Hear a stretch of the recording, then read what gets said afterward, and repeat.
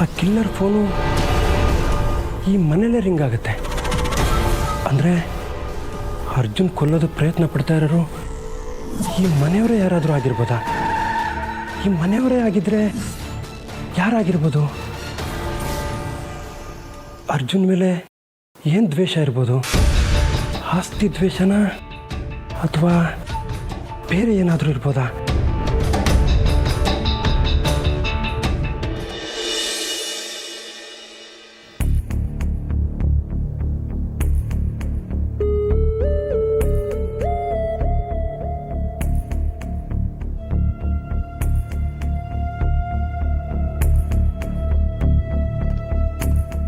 ಅರ್ಜುನ್ ಅವರೇ, ನಾವೀಗ ನಮ್ಮ ಕೋಣೆಯಲ್ಲೇ ಇದ್ದೀವಿ. ಸುತ್ತಮುತ್ತ ಅಕ್ಕಪಕ್ಕ ಯಾರೂ ಇಲ್ಲ. ಇಲ್ಲಿರೋದು ನಾನು ನೀವು ಇಬ್ಬರೇ. ಸಾಮಾನ್ಯವಾಗಿ ನೀವಿಂಥ ಅವಕಾಶ ಸಿಕ್ಕಿದ್ರೆ ಕಳ್ಕೊಳ್ಳೋದಕ್ಕೆ ಇಷ್ಟಪಡೋದಿಲ್ಲ ಅಲ್ವಾ?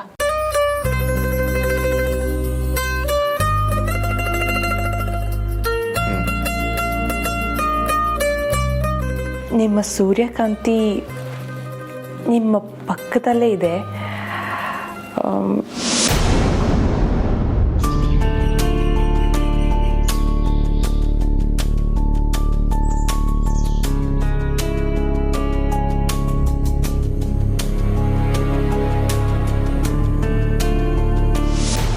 ಅರ್ಜುನವ್ರೆ, ಏನಾಗಿದೆ ನಿಮಗೆ?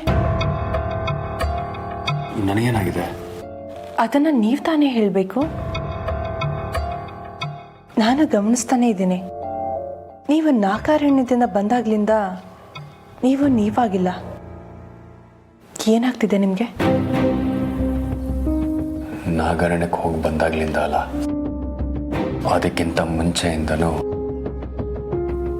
ಅಪ್ಪನ ಕಂಡ್ರೆ ಯಾಕೋ ತುಂಬ ಕೋಪ ಬರ್ತಾ ಇದೆ.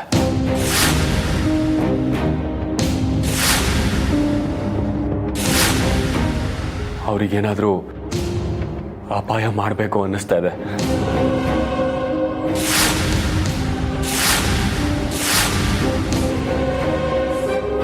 ಅವ್ರನ್ನ ಕಂಡ್ರೆ ಕೋಪ ಯಾಕೆ ಬರ್ತಾ ಇದೆ?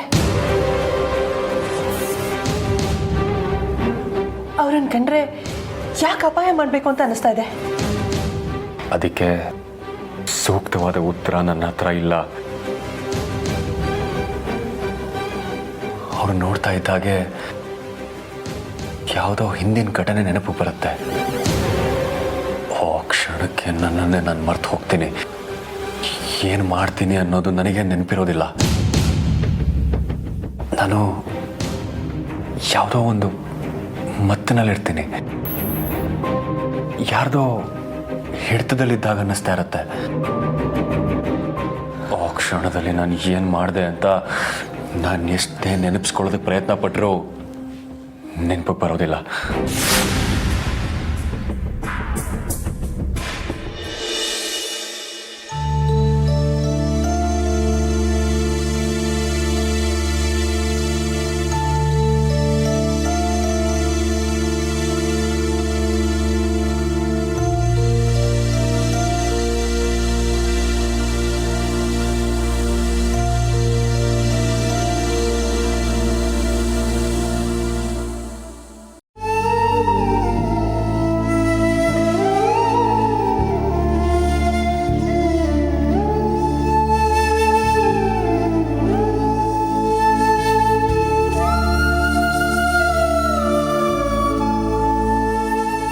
ನಂದ, ನಿಂತ್ಕೋ.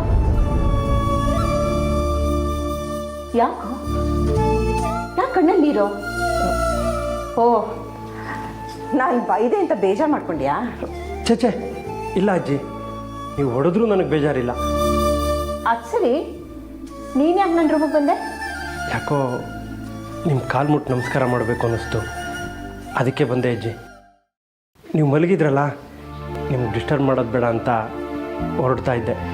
ಅಜ್ಜಿ, ನಿಮ್ಗೆ ಡಿಸ್ಟರ್ಬ್ ಆಗಿದ್ದರೆ ನನಗೆ ಕ್ಷಮಿಸ್ಬಿಡಿ. ಹಾಗೇನಿಲ್ಲ ಕಣ, ನಿನ್ನ ನೋಡ್ತಾ ಇದ್ರೆ ನಿನ್ನ ಮನಸ್ಸಲ್ಲಿ ದುಃಖ ಇದೆ ಅನಿಸುತ್ತೆ. ಅದೇನು ಅಂತ ನನ್ನ ಹತ್ರ ಹೇಳು. ಹಾಗೇನಿಲ್ಲ ಬಿಡಜ್ಜಿ, ಸುಮ್ಮನೆ ಹಾಗೆ ಹಳೇದೆಲ್ಲ ನೆನಪಾಯಿತು, ಹಾಗೆ ಕಣ್ಣು ತುಂಬಿತಷ್ಟೆ. ನೋಡು, ದುಃಖನ ಒಬ್ಬರ ಹತ್ರ ಹಂಚ್ಕೊಂಡ್ರೆ ದುಃಖ ಕಡಿಮೆ ಆಗುತ್ತಂತೆ. ಅದೇ ಸಂತೋಷನ ಹಂಚ್ಕೊಂಡ್ರೆ ಅದಿನ್ನೂ ಜಾಸ್ತಿ ಆಗುತ್ತಂತೆ. ಅದೇನು ಅಂತ ನನ್ನ ಹತ್ರ ಹೇಳು. ಯಾವಾಗಲೂ ಕೋತಿ ಥರ ಆಡಿ ಎಲ್ಲರನ್ನೂ ನಗಿಸ್ತಾ ಇದ್ದೆ ನೀನು.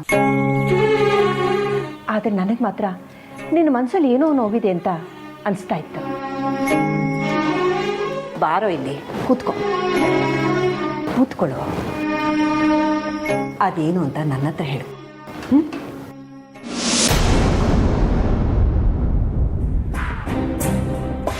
ಇಲ್ಲ, ಇದೇನು ಮೊದಲನೇ ಸಲ ಆಗ್ತಿಲ್ಲ. ಈ ರೀತಿ ತುಂಬ ಸಲ ಆಗಿದೆ. ನಿಮ್ಗೆ ಹೇಳಿದೆ ನೆನಪಿದೆಯಾ, ನನ್ನ ಅಪ್ಪನ ಕೊಂದ ಹಾಗೆ ಕನಸು ಬೀಳ್ತಾ ಇತ್ತು ಅಂತ. ಅದನ್ನು ಅಪ್ಪನಿಗೆ ಸಹ ಹೇಳಿದೆ. ಅದಕ್ಕೆ ಅವರು ಕಾಳಿಂಗಪುರದಲ್ಲಿ ನಾಗರಣ್ಯದೊಳಗೆ ನಾಗಶಂಕರ ಅನ್ನೋ ದೇವರಿದೆ, ಆ ದೇವ್ರ ದರ್ಶನ ಮಾಡ್ಕೊಂಡು ಬಂದರೆ ಎಲ್ಲ ಸರಿ ಹೋಗುತ್ತೆ ಅಂತ ಹೇಳಿದ್ರು. ನೀವು ಕಂಡ ಹಾಗೆ ಆ ದೇವ್ರ ದರ್ಶನ ಕೂಡ ಮಾಡ್ಕೊಂಡು ಬಂದೆ. ಆದರೆ ಏನು ಸರಿ ಹೋಗಲಿಲ್ಲ.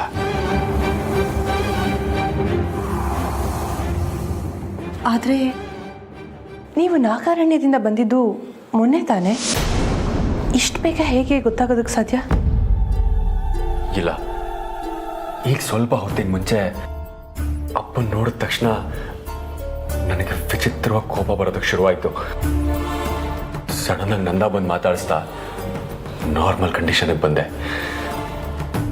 ಇದೆಲ್ಲ ನನಗೆ ಈಗಲೂ ನಿಗೂಢ ಅಂತ ಅನ್ನಿಸ್ತಾ ಇದೆ. ಇಷ್ಟಕ್ಕೂ ಅಪ್ಪ ಏನು ತಪ್ಪು ಮಾಡಿದ್ದಾರೆ ಅಂತ ಅವ್ರ ಮೇಲೆ ನನಗೆ ಇಷ್ಟೊಂದು ಕೋಪ ಬರ್ತಾ ಇದೆ. ಇಲ್ಲ, ಅವ್ರು ಎಷ್ಟು ಪಾಪದವ್ರು ಗೊತ್ತಾ?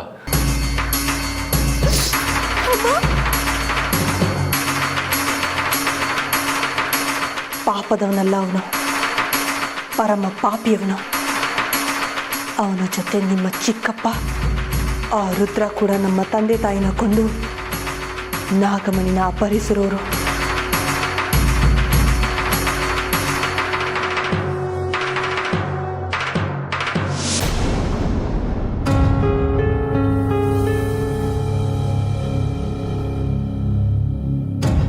ಅರ್ಜುನ್ ಅವರೇ, ಈ ಪ್ರಪಂಚದಲ್ಲಿ ನಡೆಯೋ ಪ್ರತಿಯೊಂದಕ್ಕೂ ಏನಾದರೂ ಒಂದು ಬಲವಾದ ಕಾರಣ ಇದ್ದೇ ಇರುತ್ತೆ. ಅದು ನಿಮಗೂ ಚೆನ್ನಾಗಿ ಗೊತ್ತು. ನಿಮ್ಮ ಅಪ್ಪನ ಮೇಲೆ ಯಾಕೆ ಈ ರೀತಿ ನಿಮಗೆ ಕೋಪ ಬರ್ತಾ ಇದೆ ಅನ್ನೋದು, ಹಾಗೆ ನಿಮ್ಮ ಅಪ್ಪನ ಮೇಲೆ ಕೋಪ ಬರೋದಕ್ಕೂ ಒಂದು ಕಾರಣ ಇದ್ದೇ ಇರುತ್ತೆ. ಹೋಗ್ತಾ ಹೋಗ್ತಾ ಎಲ್ಲ ನಿಮಗೆ ಗೊತ್ತಾಗುತ್ತೆ.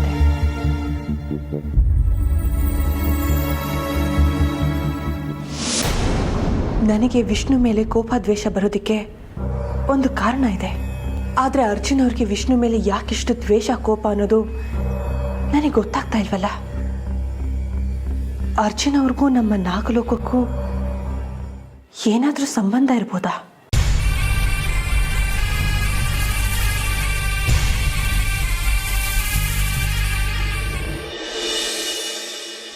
ಅಜ್ಜಿ, ಚಿಕ್ಕ ವಯಸ್ಸಲ್ಲೇ ನಾನು ನನ್ನ ತಂದೆ ತಾಯಿನ ಆಕ್ಸಿಡೆಂಟಲ್ಲಿ ಕಳ್ಕೊಂಡೆ. ಅವಾಗಿಂದ ನಮ್ಮ ಅಜ್ಜಿನೇ ನನ್ನ ಬೆಳೆಸಿದ್ರು. ಅಜ್ಜಿ ನನ್ನ ತುಂಬ ಚೆನ್ನಾಗಿ ನೋಡ್ಕೋತಾ ಇದ್ರು. ನಾನು ಮಾಡೋ ತಂಟೆ ತರಲೆಗಳನ್ನ ನಮ್ಮ ಅಜ್ಜಿಗೆ ತಡ್ಕೊಳಕ್ಕೆ ಆಗ್ತಾ ಇರಲಿಲ್ಲ. ನಾನೇನು ಮಾಡ್ತಾಯಿದ್ದೀನಿ ಅಂತ ಆ ವಯಸ್ಸಲ್ಲಿ ನನಗೆ ಗೊತ್ತಾಗ್ತಾನೆ ಇರಲಿಲ್ಲ. ತುಂಬ ತುಂಬ ತಂಟೆ ತರಲೆಗಳನ್ನ ಮಾಡ್ತಾಯಿದ್ದೆ. ಒಂದಿನ ಅಜ್ಜಿ ನನ್ನ ಕುರಿ ಮೇಯಿಸ್ಕೊಂಬ ಅಂತ ಕಳಿಸಿದ್ರು. ಕುರಿನ ಮೇಯಕ್ಕೆ ಬಿಟ್ಟು ನಾನು ಈಜಾಡೋದು ಕೊಟ್ಟೋದೆ. ಕುರಿಗಳೆಲ್ಲ ಪಕ್ಕದಲ್ಲಿದ್ದು ಹೊಲಕ್ಕೆ ಹೋಗಿ ರಾಗಿ ತೆನೆಗಳನ್ನೆಲ್ಲ ಮೇಯ್ದುಬಿಟ್ವು. ಈ ವಿಷಯ ಕೇಳಿ ಅಜ್ಜಿಗೆ ಸಿಕ್ಕಾಬಿಟ್ಟೆ ಬೇಜಾರಾಯಿತು. ನನಗೆ ಸಿಕ್ಕಾಬಿಟ್ಟೆ ಬೈದರು. ಅಲ್ಲಿವರೆಗೂ ನಮ್ಮ ಅಜ್ಜಿ ನನ್ನ ತನ್ನ ಕಣ್ಣಿನ ರೆಪ್ಪೆ ಥರ ಕಾಪಾಡ್ತಾಯಿದ್ರು. ಅವತ್ತಿಂದ ಅವ್ರಿಗೆ ನನ್ನ ಮೇಲೆ ಕೋಪ ಬಂತು. ಹೊಡೆದ್ರು, ಬೈದರು, ಊಟ ಕೊಡಲಿಲ್ಲ, ಮನೆ ಒಳಗಡೆ ಸೇರಿಸಲಿಲ್ಲ, ಮನೆಯಿಂದ ಹೊರಗೆ ಹಾಕಿದ್ರು. ನನಗೂ ಸಾಕಷ್ಟು ಕೋಪ ಬಂತು. ಆ ಕೋಪಕ್ಕೆ ರಾತ್ರೋರಾತ್ರಿ ಊರು ಬಿಟ್ಟೆ ಹೊರಟೋದೆ. ಅಲ್ಲಿ ಇಲ್ಲಿ ಕೆಲಸ ಮಾಡ್ಕೊಂಡು ಹೇಗೋ ಬೆಳೆದೆ ಅಜ್ಜಿ. ಅಷ್ಟೋ ಇಷ್ಟು ಅಲ್ಲಿ ಇಲ್ಲಿ ಓದ್ಕೊಂಡು ಸ್ವಲ್ಪ ತಿಳ್ಕೊಂಡೆ. ಆಮೇಲೆ ನನಗೆ ಗೊತ್ತಾಯಿತು ನಾನು ಮಾಡಿದ್ದೆ ತಪ್ಪು, ಅಜ್ಜಿ ಕರೆಕ್ಟ್ ಅಂತ. ನಮ್ಮ ಅಜ್ಜಿ ಹತ್ರ ಕ್ಷಮೆ ಕೇಳಬೇಕು ಅಂತ ಅನ್ನಿಸ್ತು. ಅಷ್ಟೊತ್ತಿಗಾಗಲೇ ನಾನು ಊರು ಬಿಟ್ಟು 8-10 ವರ್ಷ ಕಳೆದೋಗಿತ್ತು. ನಾನೇ ದುಡ್ದಿದ್ದ ದುಡ್ಡಲ್ಲಿ ಒಂದು ರೇಷ್ಮೆ ಸೀರೆ ತಗೊಂಡು ನಮ್ಮ ಅಜ್ಜಿ ಕೊಡೋಣ ಅಂತ ಖುಷಿಯಾಗಿ ಊರಿಗೆ ಬಂದು ಇಳಿದೆ. ಆದರೆ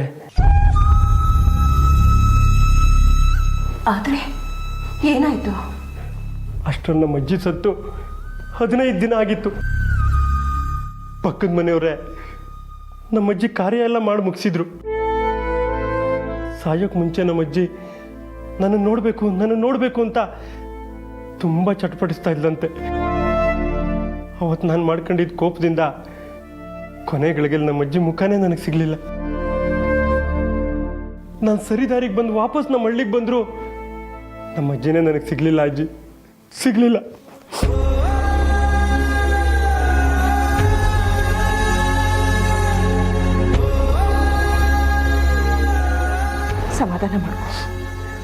ಸಮಾಧಾನ ಮಾಡ್ಕೊಳ್ಳೋ. ಈ ನಿನ್ನ ತಮಾಷೆ ಹಿಂದೆ ಇಷ್ಟು ದೊಡ್ಡ ನೋವಿದೆ ಅಂತ ನನಗೆ ಗೊತ್ತಿರಲಿಲ್ಲ. ಎಷ್ಟೋ ಸಲ ನಾನು ನಿನ್ನ ಬಾಯಿ ಬಂದಂಗೆಲ್ಲ ಬೈದ್ಬಿಟ್ಟಿದ್ದೀನಿ ಕೊಡೋ. ಅಜ್ಜಿ, ನೀವು ನನಗೆ ಬೈಯುವಾಗ, ನೀವು ನನಗೆ ಹೊಡಿಯೋಕ್ಕೆ ಬಂದಾಗೆಲ್ಲ ನಮ್ಮ ಅಜ್ಜಿನೇ ನೆನಪಾಗ್ತಿದ್ರು. ಯಾಕೆ ಅಂದರೆ ನಮ್ಮ ಅಜ್ಜಿ ನೋಡೋದಕ್ಕೆ ಸೇಮ್ ನಿಮ್ಮ ಹಾಗೆ ಇದ್ರು. ನೋಡು, ನಾನು ನಿಮ್ಮ ಅಜ್ಜಿ ಥರ ಅಲ್ಲ, ನಾನು ನಿಮ್ಮ ಅಜ್ಜಿನೇ ಕೊಡು.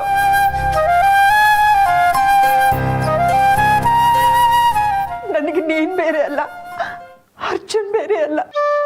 ನೀವಿಬ್ಬರು ನನ್ನ ಮೊಮ್ಮಕ್ಕಳೇ ಕೊಡ್ರು, ನನ್ನ ಮೊಮ್ಮಕ್ಕಳೇ.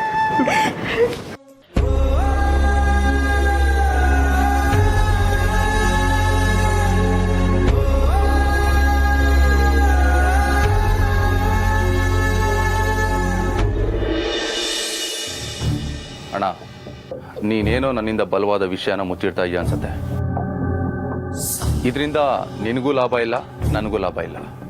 ಅಲ್ಟಿಮೇಟ್ ಆಗಿ ಸಫರ್ ಪಡೋದು ನಾವಿಬ್ರೆ. ನೋಡು, ನಿನಗೆ ನಾನು, ನನಗೆ ನೀನು ಅನ್ನೋ ಪರಿಸ್ಥಿತಿನಲ್ಲಿ ನಾವಿದ್ದೀವಿ ಅನ್ನೋದನ್ನ ಮರೆಯೋದಕ್ಕೆ ಹೋಗ್ಬೇಡ. ಆಗಲೇ ನೀನೇನೋ ಹೇಳಕ್ಕೆ ಬಂದೆ. ಅಮ್ಮ ಬಂದರು ಅಂತ ನಿಲ್ಲಿಸ್ದಲ್ಲ, ಅದೇನು ವಿಷಯ ಅಂತ ಹೇಳು ಪ್ಲೀಸ್. ಹೇಳೋಣ.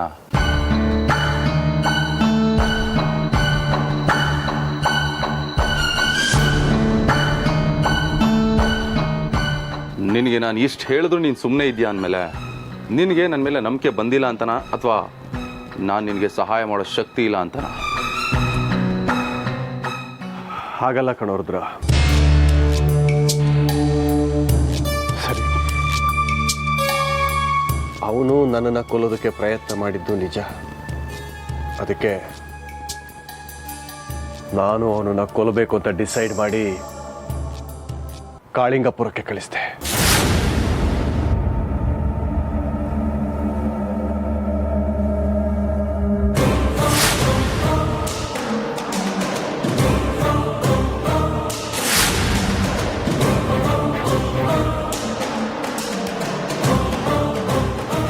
ಅಂದರೆ ನಿನ್ನ ಮಗನ್ನ ನೀನೇ ಕೊಲ್ಲೋದಕ್ಕೆ ಹೋದ್ಯಾ ಅಣ್ಣ? ಯಾರೋ ನನ್ನ ಮಗ. ಅವನ ಮೈಯಲ್ಲಿ ನನ್ನ ರಕ್ತನೇ ಹರಿತಿದ್ದಿದ್ರೆ ಆ ಅಯೋಗ್ಯ ಯಾಕೋ ನನ್ನನ್ನು ಕೊಲ್ಲೋದಕ್ಕೆ ನಿಲ್ತಾ ಇದ್ದ. ನೋಡು ರುದ್ರ, ಅವನನ್ನ ನನ್ನ ಮಗ ಅಂತ ಹೇಳಬೇಡ. ಅವನು ನನ್ನ ಮಗ ಅಲ್ಲ. ಅಮ್ಮ ಯಾವುದೋ ಅನಾಥಾಶ್ರಮದಿಂದ ಅವನನ್ನು ಎತ್ಕೊಂಡು ಬಂದ್ಲು, ನಾವು ಅವನನ್ನು ಸಾಕಿದ್ವಿ ಅಷ್ಟೇ. ಅಣ್ಣ, ಅದೇನೇ ಆದರೂ ನೀನು ಅವನನ್ನ ಪ್ರೀತಿಯಿಂದ ಸಾಕಿ ಬೆಳೆಸಿದ್ಯಾ?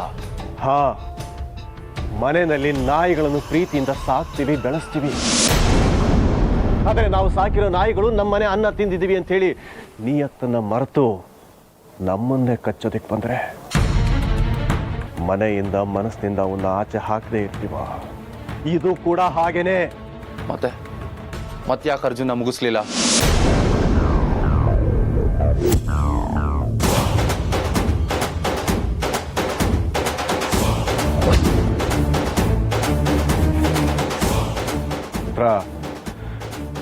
ಅರ್ಜುನ ಕೊಲ್ಲೋದಕ್ಕೆ ನನ್ನಿಂದ ಸಾಧ್ಯ ಆಗಲಿಲ್ಲ ಕಣ. ಅದೇ ಯಾಕಣ್ಣ? ಯಾಕೆಂದ್ರೆ ಅರ್ಜುನ್ ನಾನು ನೀನು ಅಂದ್ಕೊಂಡಿರೋ ಹಾಗೆ ಸಾಮಾನ್ಯ ಮನುಷ್ಯ ಅಲ್ಲ.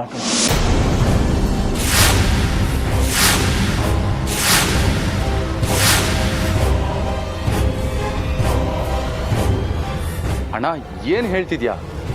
ಅರ್ಜುನ್ ಸಾಮಾನ್ಯ ಮನುಷ್ಯ ಅಲ್ಲ ಅಂದರೆ ಏನು ಅರ್ಥ? ಸ್ವಲ್ಪ ಸರಿಯಾಗಿ ಬಿಡಿಸಿ ಹೇಳೋಣ.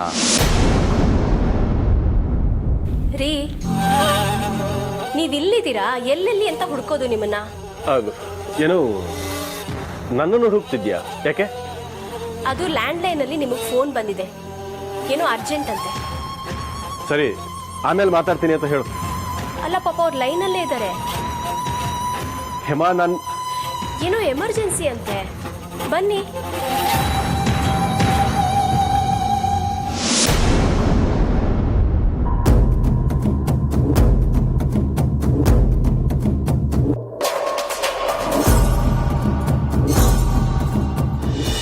ನನ್ನ ಹತ್ರ ಮಾತಾಡುವಂಥದ್ದೇನಿದೆ?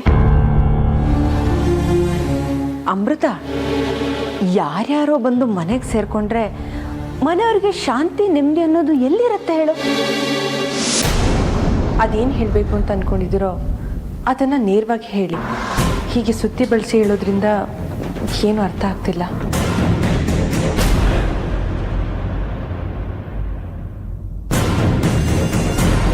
ಅಮೃತ, ಯಾಕೋ ನನಗೆ ಆ ನಂದನ ವರ್ತನೆ ಸರಿ ಕಾಣ್ತಾ ಇಲ್ಲ.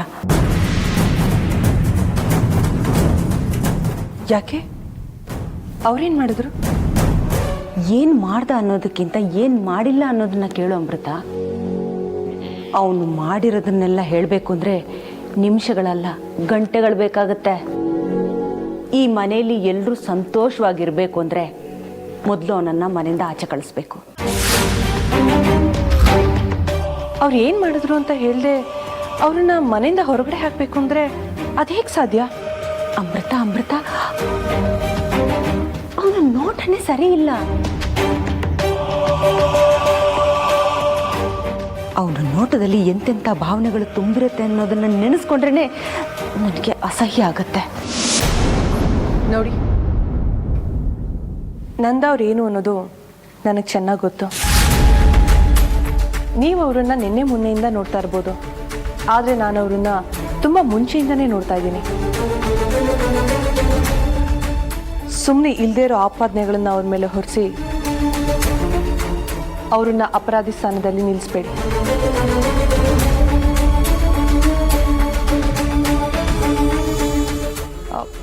ಆವಾಗಲೇ ಏನಂದ್ರಿ ನೀವು?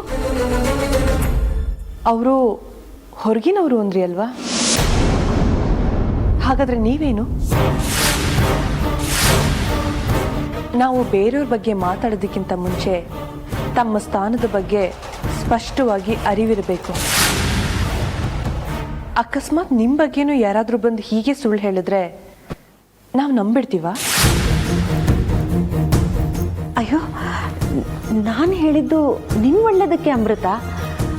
ನೀನು ನೋಡಿದ್ರೆ ನಾನೇ ಅಪರಾಧಿ ಅನ್ನೋ ಥರ ಮಾತಾಡ್ತಾ ಇದೆಯಲ್ಲ.